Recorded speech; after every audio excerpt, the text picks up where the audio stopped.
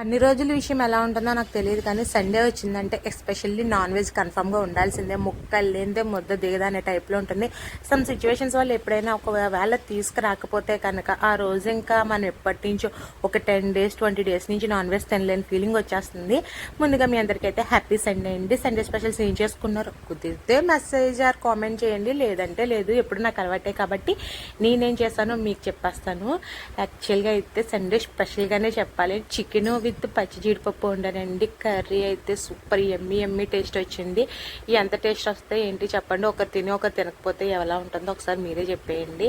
ఎంతగా ఒకరు ఎవరు అనుకుంటున్నారా, ఇంకెవరు చెప్పండి, మా ఆయన అనమాట. ఆయనకి చికెన్లో ఏమి మిక్సింగ్ వేయకూడదు, అలా ప్లెయిన్గా ఉండాలి, లేకపోతే తినడానికి చాలా బాధ వచ్చేస్తూ ఉంటుంది. మరి ఏంటో అర్థం కాదు, ఇలాంటి కాజు జీడిపప్పులు అలాంటివి వేసినా కూడా తినడానికి చాలా బాధపడిపోతూ ఉంటారు.